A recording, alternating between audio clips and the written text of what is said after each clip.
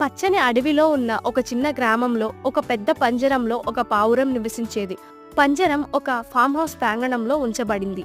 అక్కడ ప్రజలు పక్షి అందాన్ని మెచ్చుకున్నారు. పావురం తన వద్ద ఉన్న అనేక పిల్లలను చూసి చాలా గర్వపడింది. ప్రతిరోజు ఆమె ఎంతమంది చిన్నారులను పెంచిందో గురించి గొప్పగా చెప్పుకుంటూ ఉంటుంది. వినేవారు ఎవరికైనా వారి గురించి నిరంతరం కిచకిచలాడుతూ ఉంటుంది. పావురం తన పెద్ద కుటుంబం గురించి గర్వపడింది. చుట్టుపక్కల ఉన్న ఇతర పక్షి కంటే వారు ఆమెను ఎక్కువ ముఖ్యమైనవిగా భావించారు. ఒకరోజు పావురం తన ఫ్రెండ్స్ మీద కూర్చున్నప్పుడు ఒక కాకి ఎగిరి తన పంజరం దగ్గర ఉన్న అదే చెట్టు మీద పడింది. కాకిని గమనించిన పావురం వెంటనే తన పిల్లల గురించి మాట్లాడడం ప్రారంభించింది. నన్ను చూడు, ఆమె తన ఛాతిని పొడుచుకుంటూ చెప్పింది. నాకు చాలా అందమైన పిల్లలు ఉన్నారు. నేను నిజంగా వారి తల్లిగా ఆశీర్వదించబడ్డాను. మరి నిన్ను నాతో పోల్చుకోగలవా అని ఆమె చెప్పింది.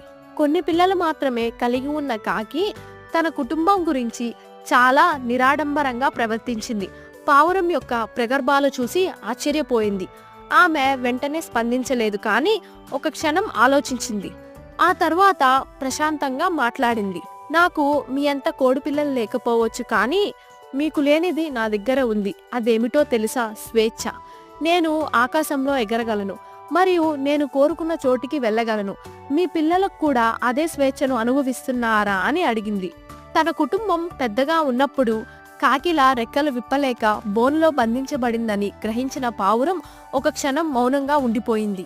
రోజులు గడిచే కొద్దీ పావురం తన గర్వం మరియు ఆమె బందీఖాన యొక్క బరువును అనుభవించడం ప్రారంభించింది.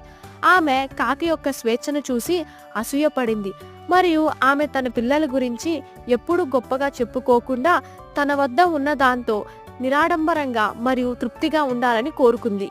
ఒక సాయంత్రం రైతు దానిని శుభ్రం చేయడానికి పంజరం తలుపు తెరిచాడు మరియు పావురం ఒక అవకాశాన్ని చూసి బహిరంగ ఆకాశంలోకి ఎగిరింది. ఆమె కేవలం స్వతంత్రం పొందలేదని, వినయం యొక్క భావాన్ని కూడా పొందిందని ఆమె గ్రహించింది.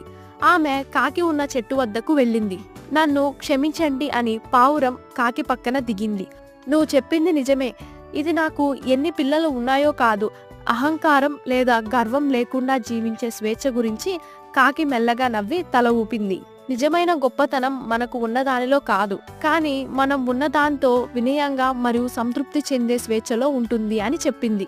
ఈ కథ యొక్క నీతి ఏంటంటే, నిజమైన గొప్పతనం మన వద్ద ఉన్న దాని గురించి గొప్పగా చెప్పుకోవడంలో కాదు, కానీ మనం కలిగి ఉన్న స్వేచ్ఛ మరియు వినయాన్ని మెచ్చుకోవడంలో ఉంటుంది.